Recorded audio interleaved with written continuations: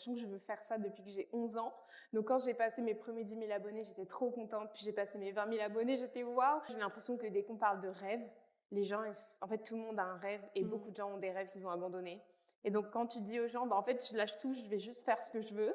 Ils sont en mode, ok, trop bien. Et ils ont envie de te suivre parce qu'ils ont envie de s'encourager eux-mêmes aussi à le faire.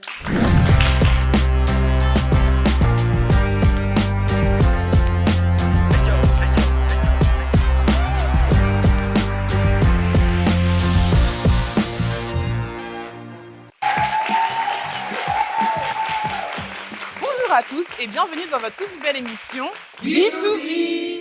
Une émission qui donne la parole aux créatifs et où on parle création de contenu, influence, métier de l'audiovisuel, entrepreneuriat et de plein d'autres choses. Et pour ce tout premier épisode, j'aimerais qu'on puisse acclamer pour une créatrice de contenu que je considère comme étant extrêmement talentueuse. Elle s'appelle Maëlle Jou.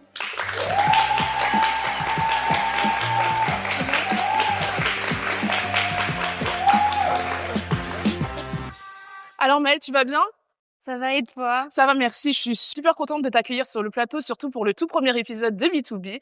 Tu inaugures vraiment le lancement de cette émission et il était vraiment important pour moi de commencer avec une créatrice de contenu, mais j'aimerais que tu puisses tout d'abord te présenter, savoir un petit peu comment est-ce que tu as fait pour en arriver là, parce que aujourd'hui tu as quand même 194 000 abonnés sur Instagram, c'est énorme. Donc est-ce que tu pourrais un petit peu nous raconter ton parcours ? Oui, alors par où commencer ? Moi c'est Maëlle du coup, j'ai 23 ans et si je devais me décrire, je dirais que je suis une fille bizarre qui fait des vidéos dans sa chambre et qui a eu la chance de pouvoir en faire un métier. Alors par où commencer ? J'ai fait tellement de choses qui n'ont rien à voir avec ce que je fais maintenant, mais j'ai l'impression que c'est toujours comme ça pour les gens créatifs. On s'éparpille un peu puis après on se dit non, ok. Donc moi j'ai fait Sciences Po en études supérieures et ensuite j'ai fini mon bachelor et je me suis dit j'aime pas du tout ce que je suis en train de faire. Je pense que va falloir que je trouve un endroit pour m'orienter où j'ai envie de faire le métier vers lequel je m'oriente. Et donc je suis allée travailler 6 mois en création de contenu à Canal+. Et je me suis dit c'est sympa mais j'aime pas avoir un boss. Donc je me suis dit je vais garder l'option création de contenu, enlever le boss et j'ai commencé à travailler pour moi-même, à faire des vidéos. Je me suis mis à fond dedans et mon but dès le début, c'était vraiment d'en faire un métier. Je me suis jamais dit on verra ce que ça devient. Je me suis dit non, investis-toi comme tu ferais dans un CDI quoi. Et après tu pourras voir si ça marche pas. Et ça a super bien marché. J'ai l'impression que j'ai touché un peu un endroit qui manquait à ce moment-là, de un peu l'honnêteté de la pas tant la vie étudiante, mais vraiment je pense que c'est le fait que j'avais un tout petit appart et que j'avais plein de rêves et donc les gens ils se sont dit c'est en fait c'est un peu tout le monde. J'ai l'impression que même si t'as 40 ans, t'es passé par là, si t'as 20 ans, t'es en train de passer par là, si t'as 15 ans, t'es en train de te dire ça va m'arriver. Donc tout le monde s'est un peu rallié derrière moi et c'est comme ça que ça a commencé. C'est vrai que du coup moi je t'ai connue sur TikTok avec un challenge que t'as lancé il y a peut-être 1 an, 2 ans, où en gros ton objectif était de devenir créatrice de contenu. Oui. Et tu l'as réussi en plus. Aujourd'hui, t'avais combien à peu près d'abonnés quand t'as commencé ce challenge-là ? Quand j'ai commencé, j'avais 20 000 abonnés, il me semble. Ok. Donc j'avais beaucoup travaillé sur mes réseaux sociaux et donc j'avais commencé à gagner un peu des abonnés, sachant que je veux faire ça depuis que j'ai 11 ans. Donc quand j'ai passé mes premiers 10 000 abonnés, j'étais trop contente. Puis j'ai passé mes 20 000 abonnés, j'étais waouh. Et je me suis dit, ok, là je veux essayer de me mettre à fond et j'ai l'impression que tout le monde a un peu sa série signature dans tous les gens qui ont bien marché. Donc je me suis dit, ok, le mois de décembre c'est le pire mois de l'année. Et je dis ça, je suis née en novembre, donc je sais que c'est le pire mois de l'année. Donc je me suis dit, ok, faisons quelque chose où tout le monde se sentira mieux en regardant mes vidéos.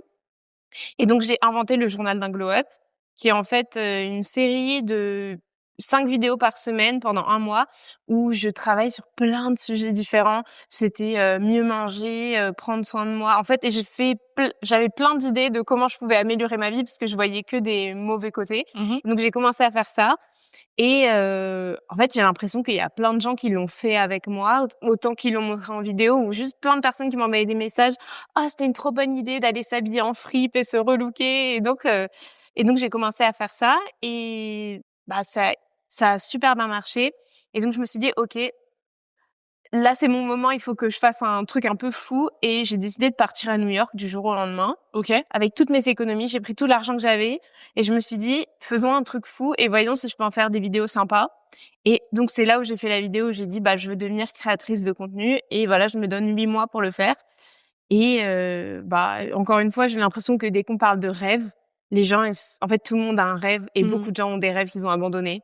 Et donc, quand tu dis aux gens, en fait, je lâche tout, je vais juste faire ce que je veux, ils sont en mode, OK, trop bien, et ils ont envie de te suivre parce qu'ils ont envie de s'encourager eux-mêmes aussi à le faire.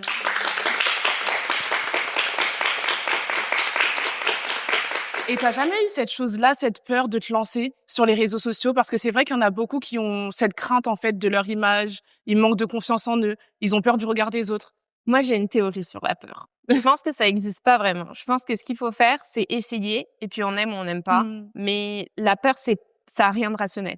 Donc, soit j'ai essayé, j'aime pas, ou j'ai essayé la création de contenu et j'aurais pu me dire, j'aime pas du tout ce que c'est et j'aime pas ce que ça contient, donc je le fais pas. Soit j'aime et je le fais.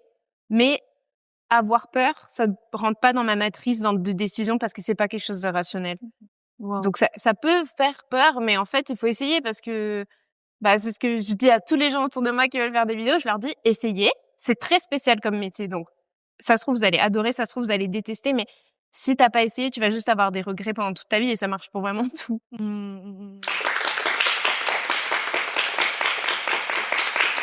C'est la première fois que j'entends ça.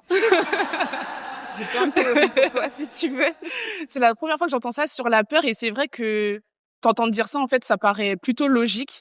En fait, mais c'est vrai que beaucoup de personnes ont peur de tester et surtout en fait de sortir de sa zone de confort. Mais toi, comment est-ce que tu as réussi à faire ça? Parce que je pense, après, dis-moi si je me trompe, mais t'étais pas forcément quelqu'un qui était très à l'aise en fait à être exposé.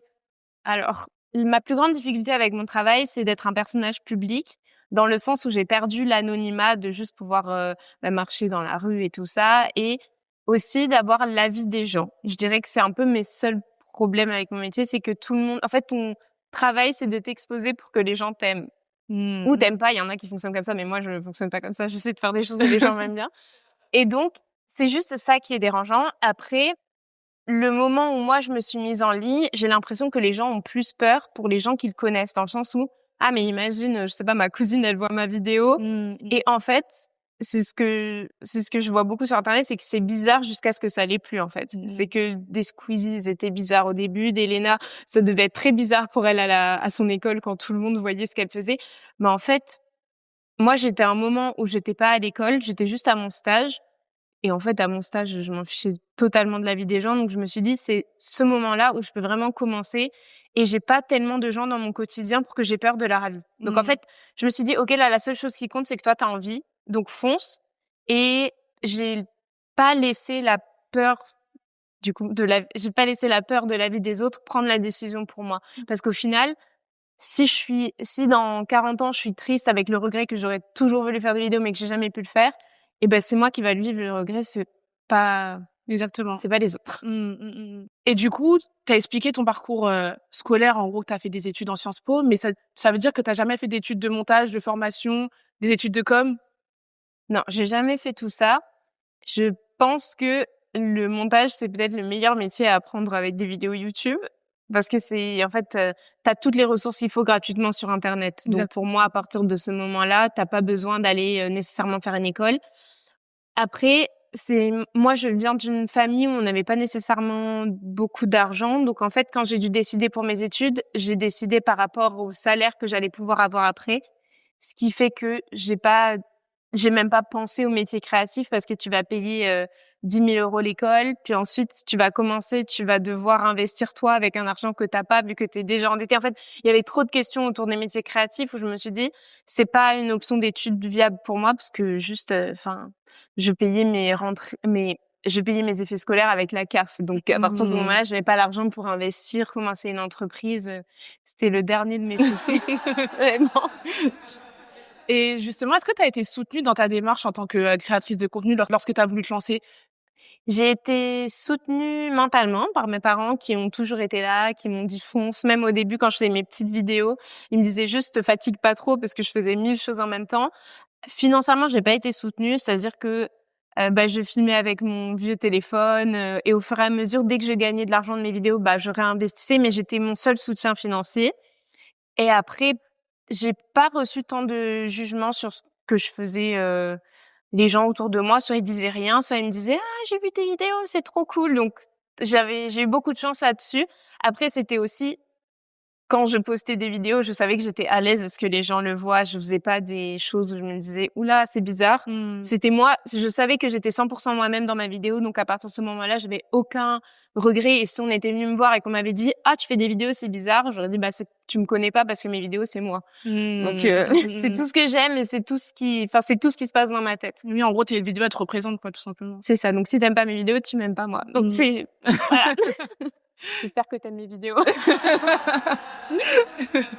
Et moi, ce que j'aime chez toi, en fait, c'est vraiment ta détermination. Et lors de notre échange en amont, tu m'avais expliqué, en fait, comment est-ce que tu t'organisais durant le challenge dont je t'ai parlé juste avant. Tu te levais très tôt le matin. T'allais en stage, c'est ça. Et ensuite, tu reprenais les vidéos. En gros, tes journées se résumaient à faire des vidéos. C'était ça pendant un petit moment, oui. En fait, donc j'ai commencé mon stage à Canal+ et ça m'occupait mais ça me faisait pas vibrer, donc je me suis dit OK, fais de la création de contenu en parallèle. Sauf qu'en fait, j'avais un stage de 9h à 18h. Donc j'ai décidé un bon mois d'août de commencer à me lever à 5h du matin et donc je faisais 5h, 8h vidéo, je partais à 8h. À 8h45, j'étais au travail, j'allais au travail. Je faisais à 12h30, dès que tout le monde partait en pause-déj, j'allais m'enfermer dans un petit local et je faisais mes vidéos et tout ça. Je retournais, je continuais à faire des vidéos parce que c'était aussi mon travail à Canal. Et ensuite, je rentrais chez moi le soir et jusqu'à minuit, j'étais soit en tournage, donc je m'étais trouvé une idée, donc il fallait que j'aille filmer mon idée ou sinon j'étais en train de monter. Et j'ai fait ça pendant 5 mois. Waouh! Et t'as tenu ce rythme-là? J'ai tenu le rythme parce que je savais qu'il y avait une deadline et que je m'étais dit, OK, je fais ça 5 mois. Si après 5 mois, ça n'a pas marché, je me suis mise à fond dans le truc. Si ça marche pas, c'est que c'est pas pour moi. Parce que si avec autant d'investissement, ça marche pas, ça veut dire que je suis pas bonne, tu vois. Et donc, j'ai fait ça. Et en fait, comme ça marchait et que je voyais que ça a avancé, bon, ça a pris quand même 2 mois avant d'avoir commencé à avoir un peu des vues sympas. Mais quand j'ai commencé à avoir de la visibilité, je me suis dit, OK, là, t'es en train de construire quelque chose. Là, t'as une porte ouverte, il faut courir vers la porte et faire tout. Donc, en fait, plus ça marchait, plus ça me motivait à continuer à travailler. Et quand, en fait, je commençais à être fatiguée, je me disais, oui, mais là, ça marche et t'as des gens et ton rêve est en train de se réaliser. Donc, mets-toi à fond dedans et bosse. Mais si, justement, t'avais pas eu les résultats escomptés au bout des 5 mois que tu t'es donné, est-ce que t'aurais quand même continué ou pas? Parce que c'est vrai que, selon moi, en tout cas, il est important, certes, de se poser des deadlines, mais parfois, c'est pas forcément dans le temps auquel on aurait espéré. Moi, j'aurais arrêté. Je suis vraiment une personne super impatiente. C'est pour ça que je me suis mis une deadline, parce que je me suis dit, je peux que me mettre à fond dedans si je sais que j'ai une limite et des résultats. Et en fait, tu peux pas faire quelque chose pour moi, en tout cas, avec ma personnalité, je peux pas faire quelque chose du matin au soir en sachant que ça marche pas. C'est juste, je me dis, si tu fais 5 mois la même chose et qu'au bout de 5 mois ça marche pas, ça veut dire qu'il faut changer. Ça veut pas forcément dire qu'il faut que j'arrête de faire des vidéos, mais peut-être qu'il faut que je les fasse autrement, que l'angle que j'avais pris était pas intéressant, que je faisais quelque chose mal. Donc c'est pour ça, en vrai, je trouvais que c'était bien de se mettre aussi une limite et se dire, là, parce qu'en fait, je me suis mis une limite parce que je me suis dit, dans cette limite de temps, je veux pas me poser trop de questions. Je veux faire le truc bête et méchant de faire des vidéos. Et à partir du moment où si ça n'avait pas marché après 5 mois, je me serais dit, OK, là, je fais quelque chose mal, donc faut se reposer des questions. Mais si on se pose tout le temps des questions de est-ce qu'on fait bien, est-ce qu'on fait bien, est-ce qu'on fait bien, et ben, en fait, on n'avance pas. Donc, c'est pour ça, la petite deadline de se dire, OK, jusque là, je réfléchis pas. Et pour toi, c'est important de se poser des objectifs dans la création de contenu? Je pense que c'est un métier aussi, tu te mets pas toi-même tes objectifs, tu ne vas nulle part. C'est un métier, en fait, où tes victoires, c'est seulement les tiennes parce que tu travailles très seul. Il y a des gens qui font des vidéos en couple, mais sinon, t'es très seul. T'as pas de concours de création de contenu vraiment pour dire, ou t'as pas un chemin préfet devant toi, ou par exemple, je sais pas, quand j'étais en stage à Canal, je me disais, bon, bah, après mon stage, j'ai une alternance. Après l'alternance, je travaille en CDD. Après le CDD, j'ai un CDI. Là, t'as pas de cadre. T'as pas de cadre et la seule personne qui va te faire te sentir accompli, c'est toi-même. C'est-à-dire que là, moi, bah, j'ai eu des abonnés, mais qu'est-ce que ça veut dire aussi?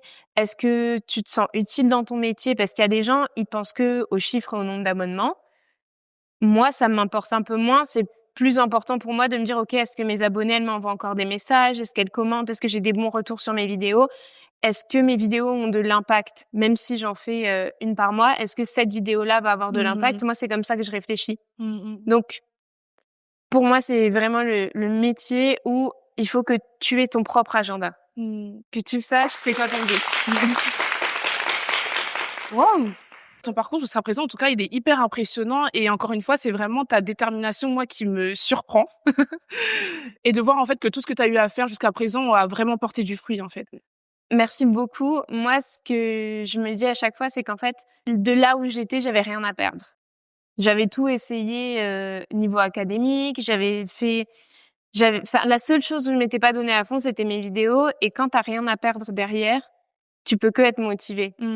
Je me dis pas, bon, mon job est cool, mais je veux mieux. Non, je voulais surtout pas retourner en arrière. Je voulais pas faire comme ce que j'avais avant. Je me suis dit, là, j'ai tout à construire. Et il y a que moi qui vais le construire. Si je veux une belle vie, il y a que moi qui vais la faire pour moi-même.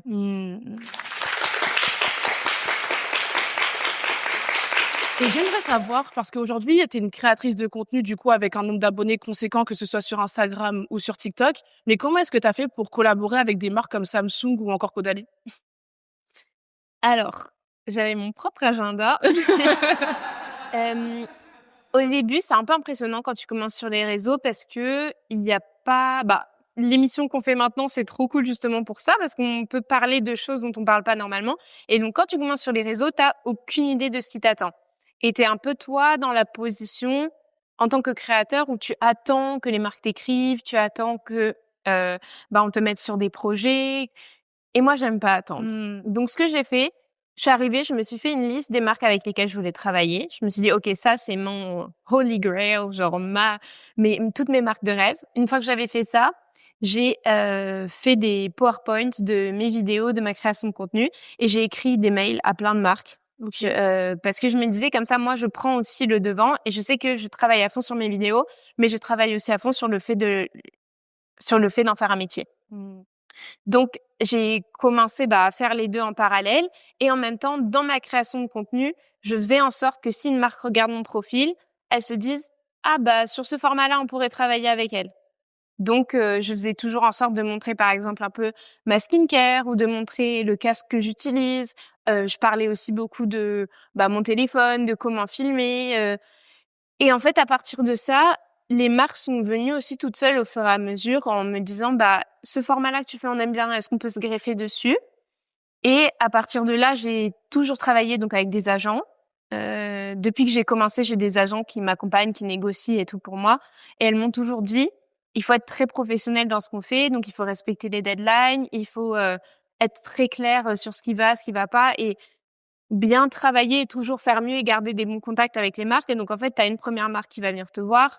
Puis, du coup, tu as une deuxième marque qui va voir que tu as travaillé avec une première marque. Et en fait, ça tourne comme ça. Et au fur et à mesure, si toi, tu restes très professionnel, je vais vraiment dire, c'est pas sorcier, quoi. Ça se fait facilement.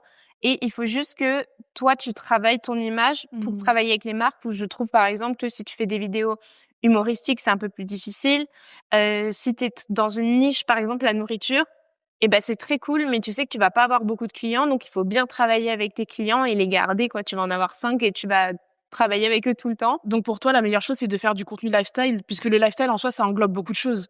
Ça dépend. Je dirais, ça dépend de c'est quoi ton objectif. Il y a des gens, ils font de la tech et ils vont travailler qu'avec des clients tech et ils adorent ça. Il y a des gens qui font de la nourriture et qui bossent qu'avec des restos et ils adorent ça. Moi, je sais que je m'ennuie très vite et j'aime bien travailler avec plein de marques différentes, plein de produits différents pour justement pouvoir travailler ma créativité dans ce sens-là parce que la vidéo que j'ai faite hier, je referai pas la même aujourd'hui. Toutes mes vidéos sont différentes, j'ai tout le temps des idées très différentes du tuto montage à juste passer une journée avec moi quand j'ai mes règles. Donc j'essaie moi, il fallait que je fasse du lifestyle avec ma personnalité et je pense que tous les gens qui ont un peu du mal à se concentrer ou qui s'ennuient vite, devraient se mettre dans du lifestyle. Pour moi, c'est vraiment c'est un peu plus dur de fonctionner parce que du coup, tu dois parler à tout le monde. Mais une fois que tu as réussi à trouver un peu à qui tu parles, c'est mieux. Et selon toi, quelles sont les clés ou les critères, en tout cas, de sélection pour une marque? Je pense que les statistiques, ça joue quand même dans les premières sélections. Après, il y a la partie de ce que tu fais comme contenu. Donc, est-ce que ton contenu, une marque peut s'associer avec sans avoir des problèmes? Parce que par exemple, il y a des gens, ils vont dire, il y a des sujets dont tu vas parler où les marques, elles vont pas nécessairement apprécier et vouloir associer leur image à la tienne. Faut se dire que quand une marque travaille avec toi, vos deux images coïncident. Donc toi, il faut que tu réfléchisses, est-ce que ce que fait cette marque, comment elle fonctionne, comment elle crée ses produits, ça me va? Et est-ce que elle peut s'associer avec moi sans avoir après de problèmes d'image? Parce qu'en général, par exemple, je travaille avec Samsung et ils associent toute leur image avec moi. Et Samsung, c'est une marque internationale, donc ils peuvent pas juste prendre une créatrice de contenu qui fait tout et n'importe quoi. Il faut que la marque puisse savoir ce dans quoi elle s'engage.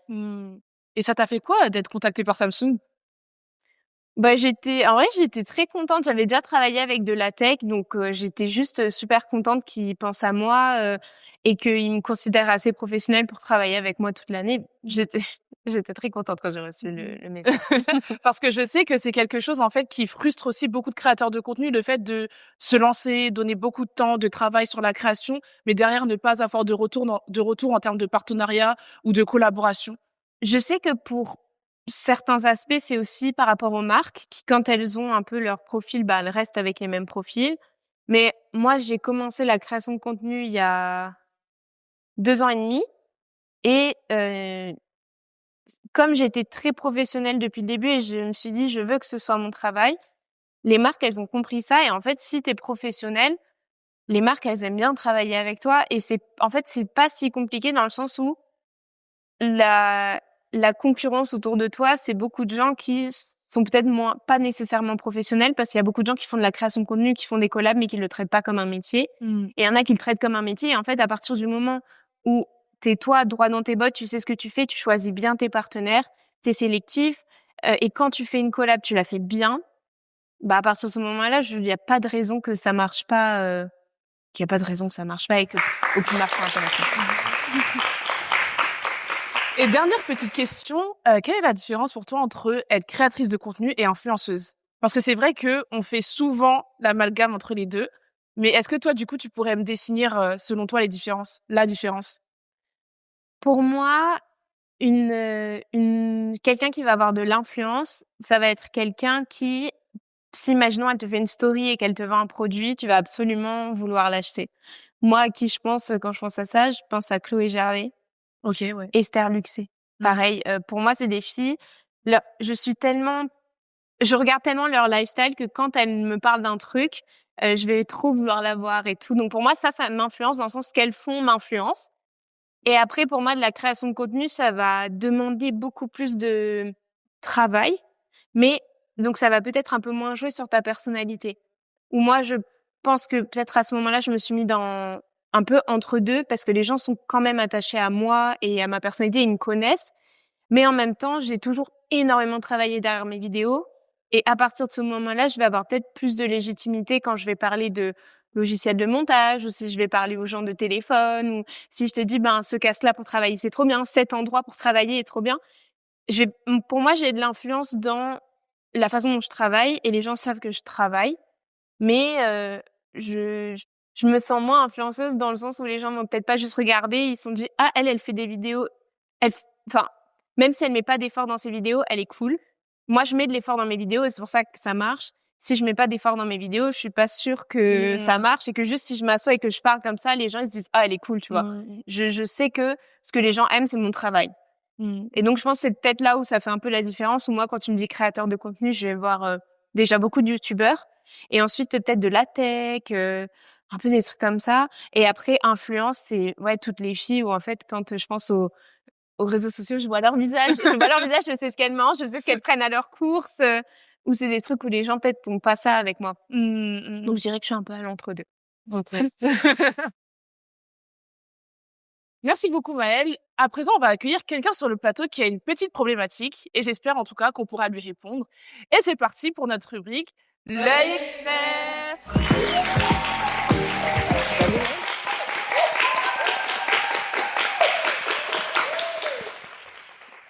Bonjour Niara, ça va? Bonjour, ça va et vous? Oui, ça va. Du coup, Niara, est-ce que tu peux te présenter, nous expliquer un petit peu ce que tu fais, ta problématique et en quoi est-ce qu'on peut t'aider aujourd'hui? Ok, alors déjà bonjour à toutes et au public aussi. Donc moi c'est Niara, donc je suis la créatrice du média business Nalidiso, qui a pour objectif de mettre en lumière les entrepreneurs et porteurs de projets issus de la diversité à travers des émissions, des interviews, des talk-shows et également des témoignages sur des sujets plus ou moins tabous. Et à côté de ça, je suis également créatrice de contenu où je montre, on va dire, mon quotidien en tant qu'entrepreneuse, donc les backstage et que je vais à des événements, etc. Donc, ma première problématique, ça sera au niveau de l'inspiration, parce que on va dire que s'il n'y a pas forcément d'événements ou autre, parfois je sais pas trop quel type de contenu créer pour mes réseaux sociaux perso. Et la deuxième problématique, ce serait de savoir en fait comment créer sa signature, comment en fait taper à l'œil directement des internautes, c'est-à-dire que sans forcément qu'on parle ou autre, et ben tout de suite les personnes vont reconnaître notre vidéo, on va dire, ou notre contenu. C'est des bonnes questions. Tu poses des bonnes questions, t'as déjà fait la moitié du chemin. Ouais. Alors, la première question, c'est dans ta création de contenu, moi, ce que je fais, c'est que je me demande qu'est-ce que moi j'aime regarder. Et en général, ce que t'aimes regarder, c'est ce que tu vas aimer créer. Et ensuite, quel type de personnes tu veux attirer. Par exemple, moi, ma communauté, j'ai toujours voulu que ce soit que des femmes. Et j'ai 95% de femmes dans ma communauté parce qu'en fait, je sais que c'est mieux pour moi, tu vois. Et je me suis toujours, faut se te demander, disons à qui tu veux parler. Et ouais, c'est quoi ta vibe de base? Et moi, ce que j'avais fait, c'est que j'avais envoyé un message à ma famille et je leur avais demandé, enfin, plein de gens à qui je faisais confiance, c'est quoi le truc que vous trouvez cool chez moi? Et à partir de ça, donc ta voix, tes anecdotes, que t'exagères tout le temps, des trucs un peu comme ça, ou genre le fait que tu sois créative, et à partir de ça, je me suis dit, ok, là, c'est tout ce que les gens aiment chez moi. Donc, je vais prendre ça et je vais le rendre encore plus gros pour les réseaux sociaux. Donc, je commence toujours avec des histoires hyper loufoques qui sont vraies à chaque fois. Mais je me dis tout le temps quelle probabilité que ça m'arrive.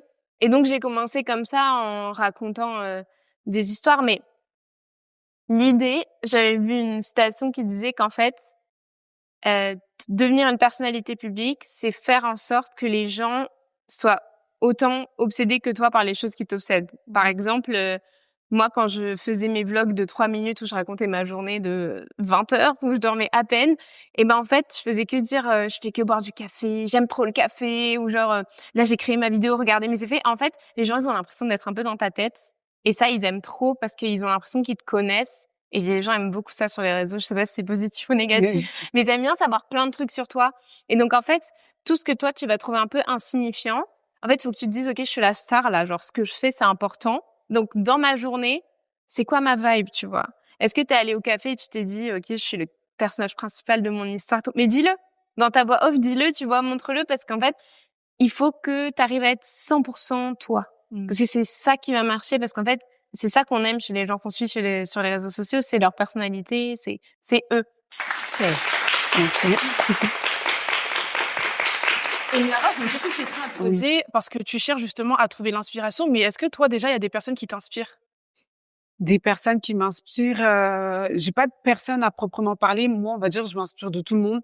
C'est-à-dire, j'aime bien un petit peu piocher sur tout type de personnes, puisque je pars du principe que tout le monde peut inspirer en fait à sa manière. Et il y a pas vraiment un type de personne. C'est souvent, on aime bien dire les stars, etc., ou les personnes de renom.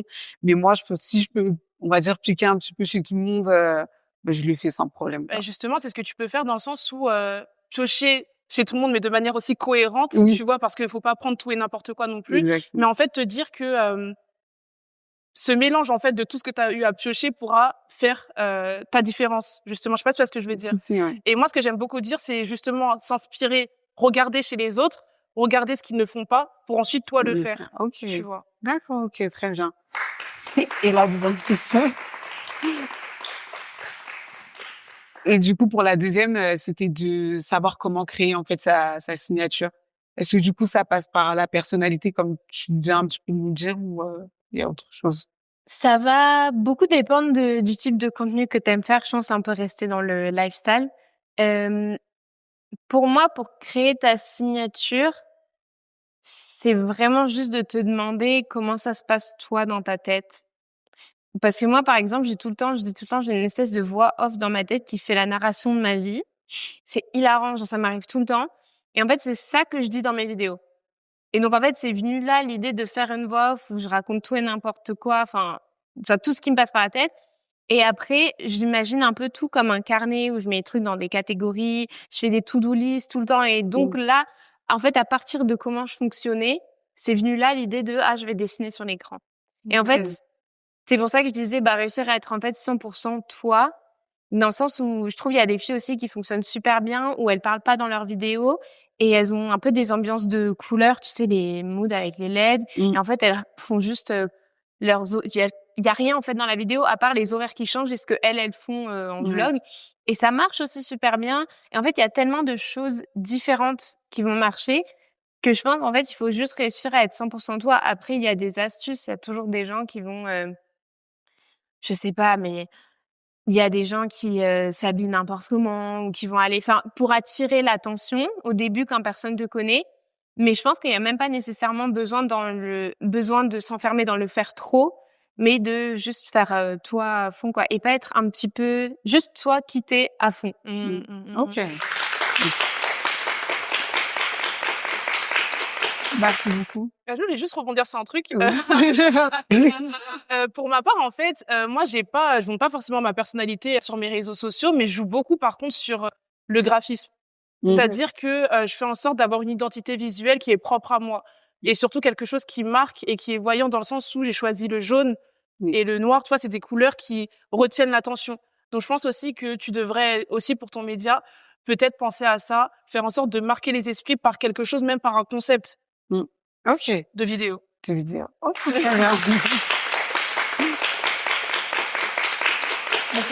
C'est ça qui est trop bien sur les réseaux sociaux, c'est qu'en fait, là, tu vois, finalement, le jaune et le noir, en vrai, c'est sûrement aussi une partie de ta personnalité. Et ton média, autant, en plus, vous avez chacune un peu vos médias, c'est que ça se ressemble. Enfin, ça vous ressemble, c'est un peu une partie de vous. Et en fait, ta personnalité sur les réseaux sociaux, ça peut être plein de choses différentes de toi. C'est et vrai. Ça peut même être quelque chose que peut-être tu vois pas nécessairement dans ton quotidien, mais même des choses qui te trottent au fond de la tête enfin, ça peut être plein de choses parce que sur les réseaux sociaux, tout le monde fait un peu ce qu'il veut. Et donc, à partir de là, t'es hyper libre de soit te dire, OK, je me mets à fond dans les codes et comme ça, j'ai toutes les références, pop culture et tout, ou t'as aucune ref, mais t'es grave dans ton monde et c'est comme, il y a une fille qui s'appelle Coquillette sur les réseaux. Je sais pas si vous voyez. C'est toutes ces vidéos, c'est elle qui parle et qui fait, j'ai un truc à dire. Et après, elle parle, mais elle dit n'importe quoi. Elle dit, tout ce qui lui passe par la tête est des trucs qu'elle devrait sûrement pas dire en ligne, mais juste, c'est elle et ça marche et c'est ça qui est trop cool, que ce soit pour ton média ou pour tout, en fait. Ok. Merci beaucoup. On a pu répondre à toutes tes questions? Oui, voire même plus. Donc, bien. merci.